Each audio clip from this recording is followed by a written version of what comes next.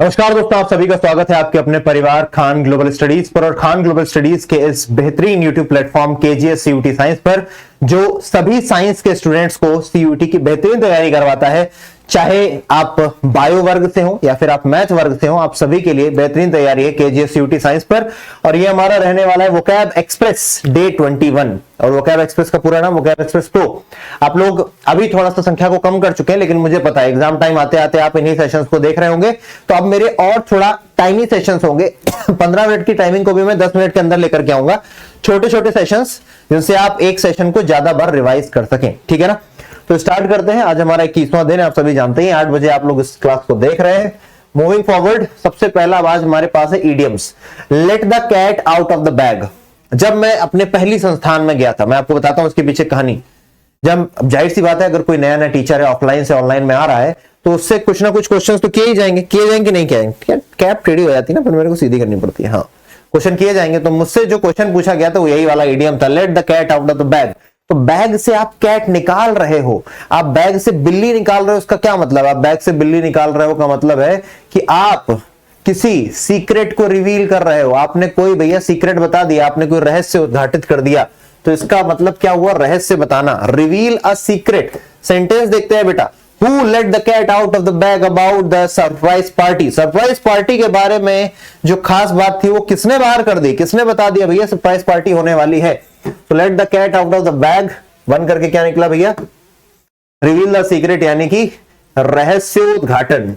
रहस्योद्घाटन, अरे वाह, एक ही में मैंने पूरा लिख दिया, रहस्योद्घाटन। ठीक है ना, रहस्य का उद्घाटन कर देना, रहस्य को खोल देना, इसी को बोलते हैं टू शो योर कार्ड्स, है ना। टू शो योर कार्ड्स,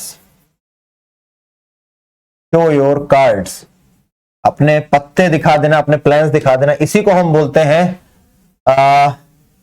एक टू शो योर कार्ड्स हो गया। टू शो योर हैंड्स, ये भी हो जाता है टू शो योर हैंड्स, अपने हाथ दिखा दिए, यानी कि अपनी आइडियाज बता दिए, टू शो योर हैंड्स।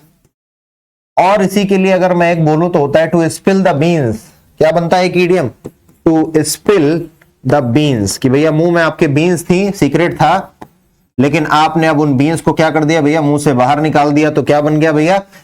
आपने रहस्य खोल दिया, reveal the secret, you revealed the secret. दूसरा देखते हैं, लिटिल बर्ड टोल्ड मी, यानी कि I heard something usually secretive from someone. अगर आपको कोई उड़ती उड़ती खबर आ जाएगी, अच्छा ऐसा ऐसा मैंने सुना है, जैसे आप भी क्लास में पता है वो वाला टीचर छोड़ने वाला है भाई, वो बता रही थी दूसरी क्लास की मॉनिटर, फिर ऐसे क्लास में फैल जाती, फिर उसमें 4 चीजें और लग जाती हैं।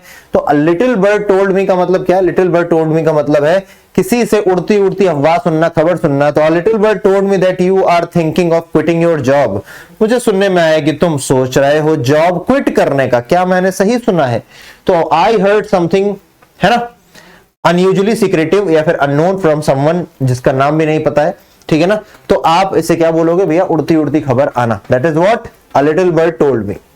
आगे आते हैं, make a bee line. Make a bee line का मतलब है to go straight for something.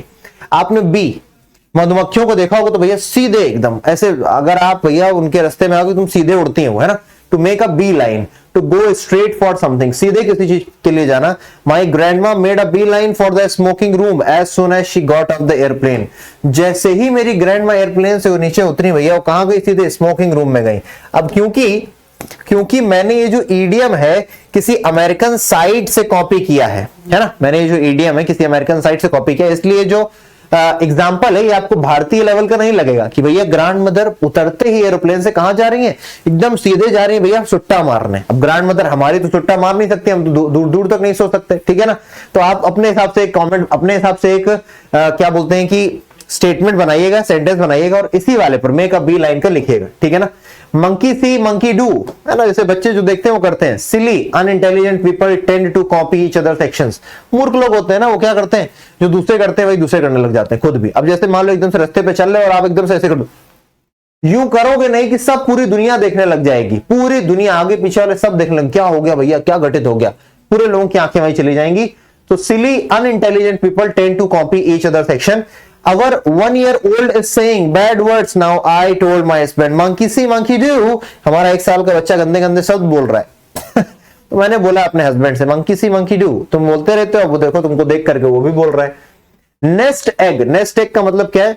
Money saved for the future, जो आप पैसा इकट्ठा करते हो फ्यूचर के लिए, अभी तो आपके फ्यूचर में भैया आप ज्ञान इकट्ठा करो, तो जो पैसा आप फ्यूचर के लिए इकट्ठा करते हो दैट इज नेस्ट एग, है ना। We have a nest egg that we might have to use if Jim goes on sick leave. अगर जिम sick leave पर गया तो हमें हो सकता है कि भैया नेस्ट एग का यूज करना पड़े, जो आपने फ्यूचर के लिए सेव किया था। I have to use my nest egg if my mother got sick, अगर मेरी मम्मी बीमार हो जाएंगी तो मुझे अपना पूरी जमा पूंजी यूज करनी पड़ जाएगी। आ गया है पिग आउट। पिग आउट का मतलब क्या है? ईट अ लॉट ऑफ समथिंग, किसी चीज को बहुत ज्यादा मात्रा में खाना, दैट इज पिग आउट, ठीक है ना। तो I pigged out on pancakes so I don't have room for lunch, मैं भैया पैनकेक्स के लिए पिग आउट किया, एकदम से बहुत सारा खाने लगा, इसलिए भैया मेरे पेट में अब लंच के लिए जगह नहीं है। Pig out, I pigged out on pancakes, इसलिए रूम नहीं है मेरे पेट में अब लंच के लिए। रेनिंग कैट्स एंड डॉग्स का मतलब है रेनिंग हार्डली, बहुत खतरनाक लेवल की बारिश को हम बोलते हैं रेनिंग कैट्स एंड डॉग्स। तो बी वेरी एंग्री, अच्छा ये तो बिल्कुल गलत है। रेनिंग कैट्स एंड डॉग्स का मतलब be very angry. I saw red when that guy grabbed my sister, अरे आई सॉ रेड, ये बिल्कुल ही गड़बड़ है। ये दोनों काटो इसके, ठीक है ना, ये दोनों काटो, मैं बनाएगा आज। चलो, तो रेनिंग कैट्स एंड डॉग्स का मतलब क्या है भैया? Heavy rain, heavy rain. It was raining cats and dogs outside that's why we didn't go to home, इतना भयंकर बारिश हो रही थी इसलिए हम घर गए ही नहीं, ठीक है। So this is all for today. बाकी आज का सेशन मैंने जानबूझ के छोटा रखा, आप लोग बताना कितने छोटे सेशंस अच्छे रहेंगे कि वो 10-15 मिनट वाले ही आपको चाहिए, ठीक है ना। बाकी डरने की जरूरत है नहीं, क्योंकि nothing is permanent in this world, जिंदगी न मिलेगी दोबारा, मेहनत करते रहिए और बी इन द प्रोसेस। आपको लगता है कि नई चीजें खराब हो रही हैं यार, लाइफ थोड़ा सा गड़बड़ ट्रैक पर जा रही है, सबके साथ होता है, सब परेशान होते हैं, पर अपने को परेशान नहीं होने का, क्योंकि जहां चाह है वहां राह है। मिलेंगे अगले सेशन में, तब तक अपना ध्यान रखिए, टेक केयर, जय हिंद, शब्बा खैर, बाय बाय।